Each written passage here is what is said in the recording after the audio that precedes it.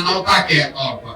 लेकिन इससे बड़ी बात, सबको जिनको मदद किया उनका विरोध अगर किसी का कर रहे हैं, क्यों कर रहे हैं? इसलिए कर रहे हैं कि लोकतंत्र में वोट और भरोसा 5 वर्ष के लिए है। संविधान में ये नियम बना है कि आप 5 वर्ष पर चुनाव होगा। ऐसा क्यों है? 10 वर्ष पर चुनाव होता तो क्या बिगड़ जाता? 5 वर्ष का ये नियम इसलिए है कि जिस नेता पर, दल पर, विचारधारा पर भी आपका भरोसा है, उसके साथ आप खड़े होइए, उसको वोट दीजिए, उसको मदद कीजिए।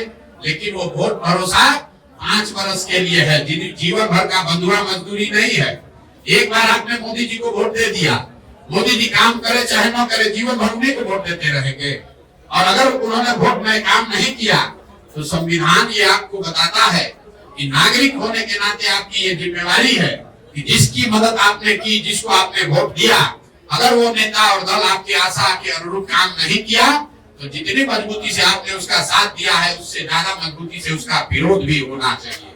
अगर आप विरोध नहीं करोगे और आपके अगर हिसाब से चले, तब तो देश में लोकतंत्र खत्म कर दीजिए। एक बार लालू जी को वोट दे दिए तो फिर लालू जी का विरोध नहीं कर सकते हैं।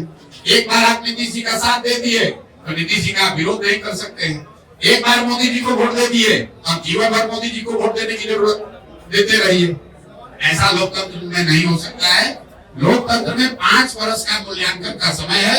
हर नागरिक को, सिर्फ प्रशांत किशोर को नहीं, ये आपको अधिकार है कि आप जिसको वोट देना है दीजिए। जब वो आदमी काम करे तो उसको फिर से उसका कॉन्ट्रैक्ट, उसका लाइसेंस रिन्यू कीजिए वोट देके। अगर काम नहीं किया तो उसका लाइसेंस रद्द कीजिए, किसी दूसरे का चुनाव कीजिए। वाल्मीकि नगर से चुनाव लड़ेंगे लोकसभा चुनाव। आप हमको 1 पैसा भी नहीं जानते। जिन लोगों ने, पत्रकारों ने लिखा है, प्रशांत किशोर को 1 पैसा नहीं जानता है। हमको अगर संसद में जाना हो तो उसके लिए हमको पैदल चलने और वाल्मीकि नगर जाने की जरूरत नहीं है। देश के जिस राज्य पर आपको उंगली रखना है रख लीजिए, वहां से जीतकर राज्यसभा लोकसभा में जाकर आपको दिखा हमको लोकसभा राज्यसभा में जाना होगा तो आपको वाल्मीकि नगर जाना पड़ेगा। उसके लिए हमको उसके लिए पदयात्रा करना पड़ेगा। हम दूसरे को, अभी आपको आप प्रधानमंत्री बनाते हैं, हमको अपने लड़ने के लिए लोकसभा जाना पड़ेगा वाल्मीकि नगर। मेरे भाई 2018 में, आपको याद नहीं है, 2018 में हमने बिहार की धरती से घोषणा की है कि अगले 10 वर्ष मतलब 2028 तक किसी भी लोकसभा या राज्यसभा में जाने का कोई सवाल ही नहीं पैदा होता है। क्योंकि मैं ये समय बिहार को सुधारने के लिए लगाना चाहता हूँ, न कि राज्यसभा लोकसभा में जाने के लिए। राज्यसभा लोकसभा जाने का कोई सवाल नहीं है। सिर्फ और सिर्फ मेरा एक लक्ष्य है, बिहार को अगले 10 वर्ष में सुधारना, और उसके लिए जो कुछ भी करना पड़ेगा वो करने आए हैं। वाल्मीकि नगर में चुनाव लड़ना और रक्सौल से चुनाव जीतना, ये चिंता दूसरों को करने दीजिए, हमारी चिंता वो नहीं है। खत्म हो जाए, क्या बिहार में चुनाव लड़ेंगे?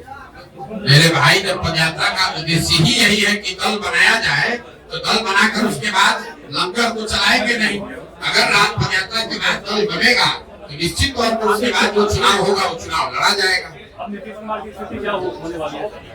नीतीश कुमार के बारे में हमने आज से 4-5 महीने पहले कहा था कि महागठबंधन से अगर चुनाव लड़ेंगे तो 5 भी लोकसभा उनको नहीं मिलेगा।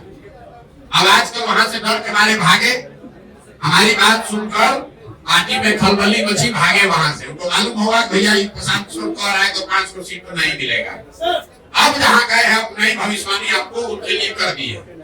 नीतीश कुमार अगर एनडीए में लड़े, महागठबंधन में लड़े, अकेले लड़ जाए, 2025 में अगर बिहार का विधानसभा का चुनाव, याद रखिए, इसको रिकॉर्ड कर लीजिए, 2025 में अगर विधानसभा का चुनाव हुआ तो नीतीश कुमार चाहे भाजपा के साथ लड़े, महागठबंधन के साथ लड़े, कि अकेले लड़ जाए, उनके दल को, जदयू को 20 विधायक नहीं आएगा। अगर आएगा तो बिहार की जनता के सामने खड़ा होकर ये गलती के लिए माफी मांग लेंगे। नहीं आ सकता। 2 बातें कही हमने, 25 में चुनाव हो और नीतीश कुमार जिस भी फॉर्मेशन में लड़ना है लड़ने, जदयू को 20 विधायक नहीं आएगा। लोकसभा में सर एक लोकसभा में उनका क्या है? लोकसभा पर मोदी जी लड़ रहा है, जो नीतीश कुमार को कौन पूछ रहा है? कोई लोग ही नहीं है ना लालच है। आपने कहा कि हम ना कोई पार्टी बना रहे हैं ना हमको सांसद का करना है, तो फिर सर लोग क्या समझे? क्योंकि आज तक जितने भी लोग आए किसी न किसी प्रकार से हम बिहारियों को ठगाए, तो सर आपको कोई लोभ नहीं है, न लालच है, तो फिर महात्मा गांधी बनने के रास्ते पर चले हुए हैं क्या? हम बिहार के वो लड़का है, बिहार के वो बेटा है जो ये समझता है कि बिहार में सुधार के लिए हमें मेरे पास जो भी शक्ति बुद्धि साधन भगवान ने दिया है मुझे वो सब दांव पर लगाने की जरूरत है। ऐसा हम इसलिए समझते हैं कि इसी मिट्टी में हमारा जन्म हुआ है। अगर हमारी हिम्मत नहीं होगी बिहार में सुधार करने की या सुधार के लिए प्रयास करने की, तो बिहार में किस बेटा की हिम्मत होगी ये प्रयास करने की, आप हमको बता दीजिए। और अगर हम नहीं करेंगे तो दूसरा कौन करेगा? ये बिहार की मिट्टी का कर्ज है, उस कर्ज को अदा करने के लिए ये काम कर रहे हैं। एमएलए एमपी बनने के लिए नहीं कर रहे हैं। फिर से आपको दोहरा देते, देश में शायद ही कोई ऐसी पार्टी है, कोई राज्य है जो जिसको हम ना कर कहे कि हमको एमएलए विधायक मंत्री बना दो और हमको कोई ना कहेगा।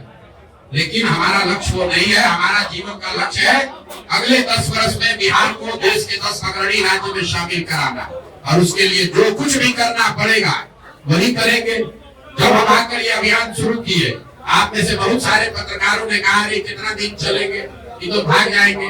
18 महीना से चल रहे हैं।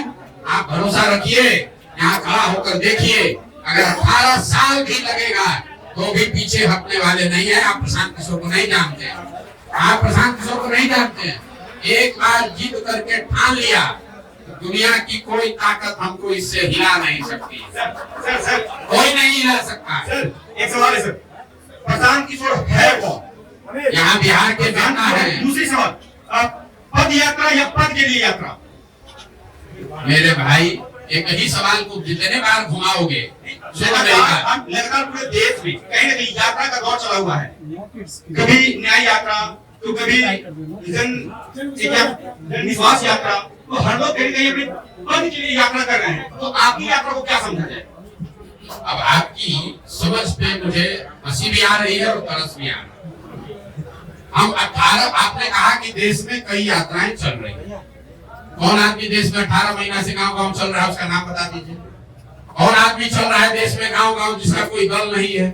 कौन आदमी चल रहा है यात्रा पर या जनता के पास जा रहा है जो ये कह रहा है कि हमको वोट नहीं देना भैया? कौन आदमी, सुनो बात मेरी बात, कौन आदमी है जो बिना सुरक्षा के, बिना सिपाही के, बिना लाभ के चल रहा है? आप यहाँ खड़ा होकर कह दिए भैया 100 लोग कर रहा है। यात्रा चल रही है जिसमें उसी यात्रा के एक हिस्सा आप भी हैं, तो क्या हमें पद यात्रा लेकर चल रहे हैं? जब आपको समझ ही नहीं है कि सेव और नारंगी में फर्क क्या है, तो आप सवाल क्या कीजिएगा? आप पार्टी के लिए मतलब कहीं लोग नहीं है। यहाँ लोग है, लोग ये है कि अपने जीवन काल में किसी बिहार को विकसित बिहार देखे, ये लोग है। ये लोग है कि अपने जीवन काल में ऐसा दिन देखे कि गुजरात महाराष्ट्र से लड़के आकर बिहार में काम कर रहे हैं, ये लोग है। लोग ये है कि बिहार के बच्चे बाहर जाए तो कोई बिहारी कहते गाली न दे, ये लोग है। आपके जीवन में इतने समझ में आया है कि एमएलए बनना ही जीवन का लक्ष्य है आपका।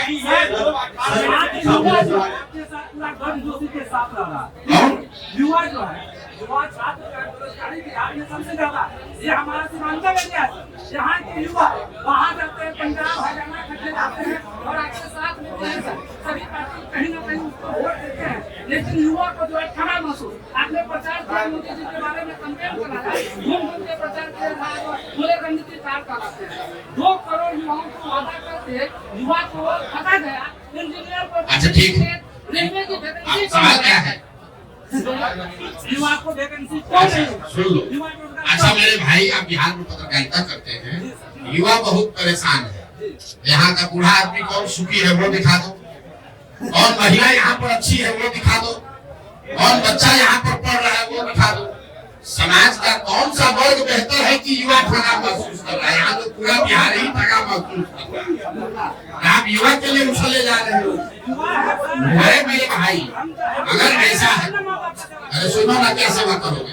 अपना ठिकाने नहीं है, सेवा क्या करोगे? यहाँ का बच्चा अगर बढ़िया पढ़ रहा होता तो आप कहते कि भैया बच्चा सब तो पढ़ रहा है, युवा को रोजगार नहीं मिल रहा। अगर यहाँ के बुजुर्ग की सरकार चिंता कर रही होती तो आप कहते बुजुर्गों का तो हो रहा है, युवाओं के लिए नहीं हो रहा है। अगर यहाँ महिलाओं की चिंता सरकार कर लेती तो आप कहते महिला तो ठीक है, पुरुष बड़ा परेशान है। यहाँ तो बिहार का हर वर्ग, हर समाज, हर व्यक्ति परेशान है, तो आप युवा की बात अलग से काहे कर रहे हैं? और अगर सर मेरा एक सवाल है कि विगत